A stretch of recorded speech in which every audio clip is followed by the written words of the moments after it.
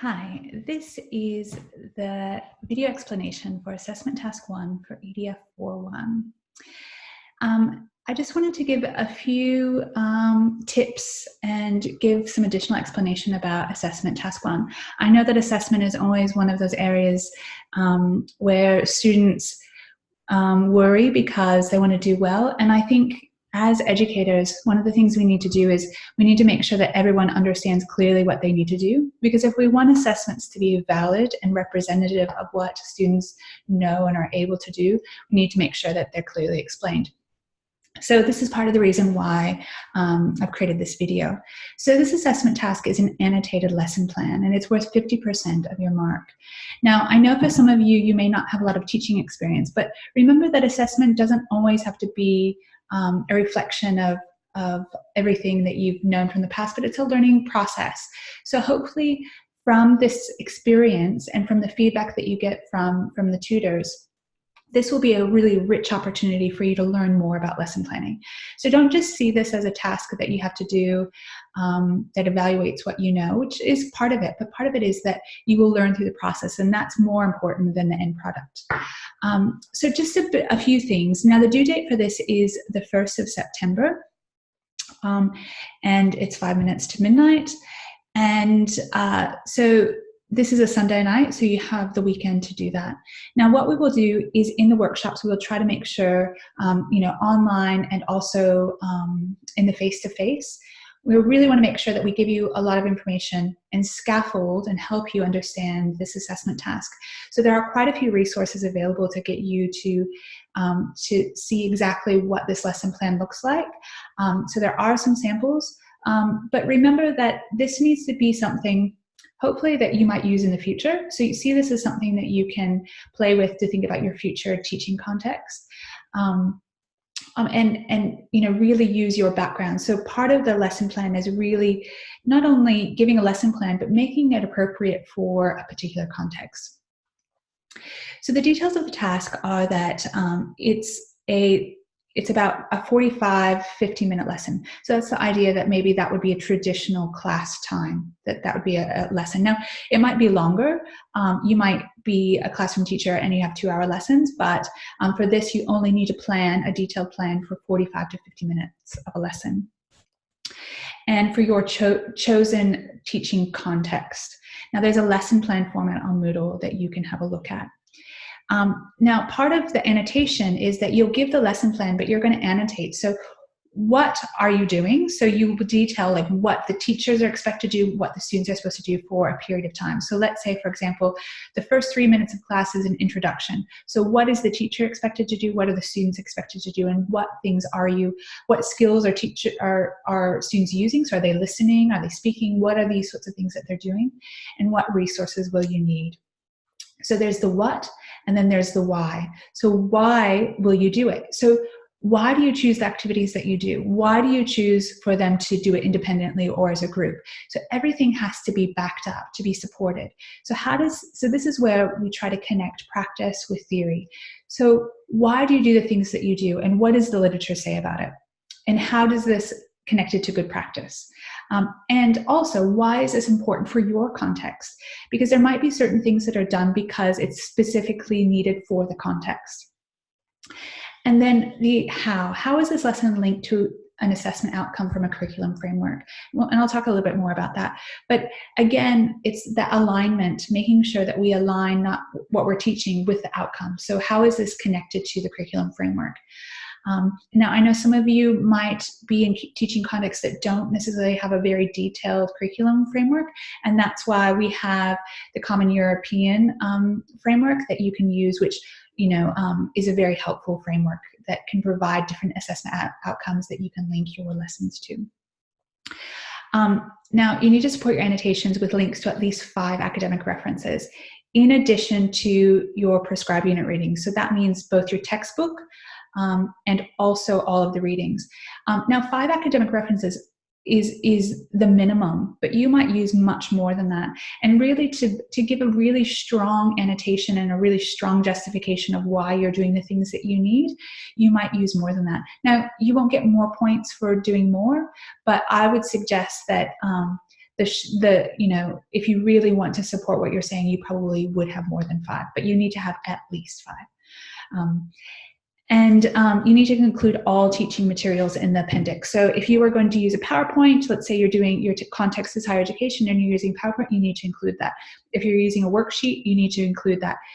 If you're doing a listening activity, you need to include the listening, either the transcript or the recording. So the idea is that if you gave this lesson to me, I would be able to do it just exactly the way that you had planned. So that's what this annotated lesson is, that think about it in the sense that if you gave this to someone else in class, they could give the lesson in the exact way that you intended, so that we would be giving the same exact lesson because you gave such detailed information and you included all the teaching materials. Just some suggestions. I think the first thing to start is make sure you find a curriculum framework. Now, some of you might come from countries that have a very specific curriculum framework. Now, if that, for example, is in a different language, that's fine. You can give as part of the appendix, you can show where that's from, but you'll need to kind of translate some of the parts that you're using. So, but find a curriculum framework. I found that in the past, a lot of students end up just by default, because it's easier, do use the Common European framework, and there's some examples of that because it's quite easy to pick out assessment outcomes, and it's a very highly valued and reputable framework. So and a lot of curriculum frameworks are based upon this particular framework. So if you're finding it difficult to find a framework, you can use that. The other thing is to consider the class context. Who are your students? You know, what are their ages? What are their interests? And what is important for them to learn? You know, oftentimes as teachers, we have to teach certain things, but what really is important and why? And that's part of your justification, that you're not just teaching for, you know, because you have to teach something, but that you're actually specifically addressing an important area that they need to learn. So what level are they? Are they, you know, are they beginning? Are they advanced? And how is that defined? And that's where maybe the Common European Framework reference would really help with that. You know, does this link to different curriculum levels or so on? So, you know, for the Victorian EAL continuum, there'd be different levels. So what does that connect to? So you just need to make sure that you connect who the students are, where they're at, what their level is, and where you're trying to kind of get them to. What's the next step? You'll also need to create objectives. And my suggestion is that these objectives match very clearly with the curriculum framework. So, and that means that there's an alignment between what you're teaching and what they're going to be assessed on, or what the outcome is. So make sure that there's alignment there. You'll need to identify a theme or a topic. So maybe you want to look at, I don't know, if you're doing younger learners, maybe the topic is colors, but think of a topic or a theme that you want to focus on. Now, in the template, you'll see that there's an introduction section. So I think that is a really important thing. Now, remember that your tutors don't necessarily know your teaching context. So you need to argue, why is this lesson important? What problems does this lesson address? And link it to the broader context. So maybe it's because in your particular teaching context, there's been an increasing focus on communication, and more specifically about tasks or task-based learning. So, you know, learning and teaching. So maybe you want to create a lesson that's within this particular approach because it's been identified in your teaching context as an area that you want to, that teachers are encouraged to use. So, or maybe, you know, one of the areas that students are really struggling with is grammar. So there is an embedded grammar focus because this has been an identified issue within the literature that needs to be addressed within your teaching context. So, you know, that's where the introduction is really important, to show what that broader teaching, you know, maybe the country and language learners in general, and why this lesson is really important. The other thing is you do need to check to make sure you use Turnitin to check similarity. And that's really, you can use it as a guide to go, okay, I haven't referenced correctly or whatever. The other thing is that Well, you might, you know, we often as teachers use and glean information and lessons from other people and so on. But the idea for this one is it does need to be original. So don't just use a textbook or something. It needs to be original. This is your opportunity to be creative and to think outside of already available resources, and think about how you might use or adapt some resources, but it needs to be original. This is, sorry, a very bad copy of the Common European Framework of Reference for Languages. And this is in a self-assessment grid, so it's all about I can statements. But there's some resources that show this, and you can look online for this framework. But this is really, if you're wanting to focus on reading, you can look to see at the different levels and see, how you might fit your objectives around these. One of the things that I would encourage is that, and I think students often do, is that you have a lesson from 45 to 50 minutes. Now, I think sometimes people try to put too much. So don't expect that you're going to do a lesson that does lots of different things. Now, you might have, obviously we don't always just do one thing, like just listen, but you might have different skills involved, but try not to do too many activities, but give time for students to really have an in-depth play with some of these concepts or ideas or language functions. So try not to do too much. Sometimes people try to pack in so many things that students wouldn't really get a grasp or get a chance to really get exposure to some of this language practice, because there's just too many things and it goes too quickly. So that's where getting peers to look at your lesson plan and going, does this flow? Does this, so on. So do make sure that you don't pack too much into it. Some of the curriculum frameworks, and you'll see this in week 4 in the post-class section, and here are some links to that so you can have a look. Here is the template, the annotated lesson plan template, and again, we'll give you some samples and we'll try to unpack some of this when we see you in class. And for the online students, there'll be opportunities to kind of ask questions and get your head around how you address these. But basically you have to have a topic or a theme. Then you have the introduction. That's the broader context. What is this lesson plan trying to address within the broader context, whether it's the larger social, political context? And what is then the teaching context? So who are your students? What are their ages? What are their genders? What is the school like? And so forth. What is the class size? This is a big thing. Is it a class of 10? Or is it a class of 40? What's the duration? And it's going to be 45 or 50 minutes in general. What's the language level? Is it, beginner? And how is this defined? Is it based on the Common European Framework? So is it A1, A2? What is the language level? And give us some explanation. Links to the curriculum framework or document or assessment outcomes. So this is where you link back to whatever curriculum framework you're using. And previous knowledge and skills. What do students already know? So what do they come to the lesson with? What have you been working on beforehand? What are the things that you will then, take this foundation and build upon? Then we have objectives. We have communicative and we have linguistic. So communicative is, what do students do with the language taught? For example, will the students write an article? Will the students discuss in groups? What are they going to actually do? So this is, the communicative objectives. What do they actually, how do they use this to communicate? So what do they do? And again, often objectives start with, students do something. So what is the action? They write something, they discuss, they do this. Then linguistic goals or objectives are more about, the language structure. So, are they going to be expected to use different functions of asking or giving? Is it specific to vocabulary? Are they going to be learning new vocabulary words, or is it focused on genre features? So this is more of the linguistic aspects. Then assessment strategies. Now, of course, we're not expecting that every lesson is going to end with a formal assessment. You can talk about maybe where this is building to, where they might be assessed.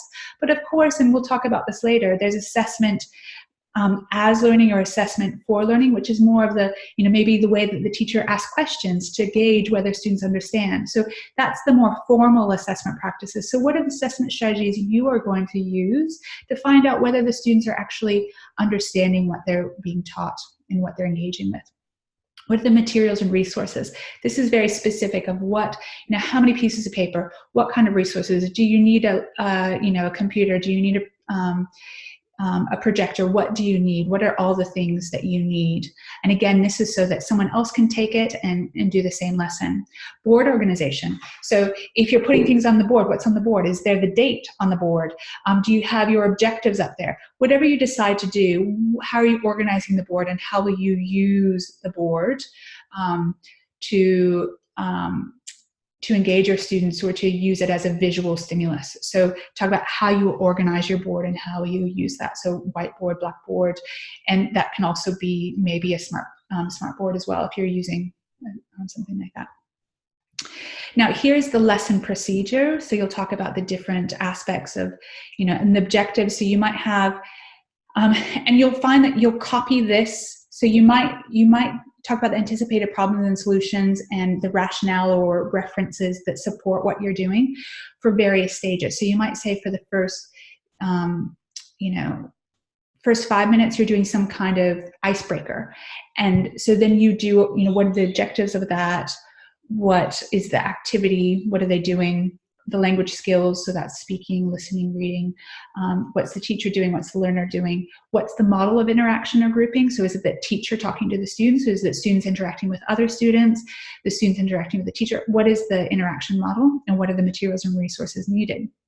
And then you talk about the anticipated problem. So maybe you're doing something in a group and you were going to have groups of 3, but then you had to have a group of 4, and then why are you doing this particular, why are you doing an icebreaker, and what's the rationale, and how is this supported by the literature?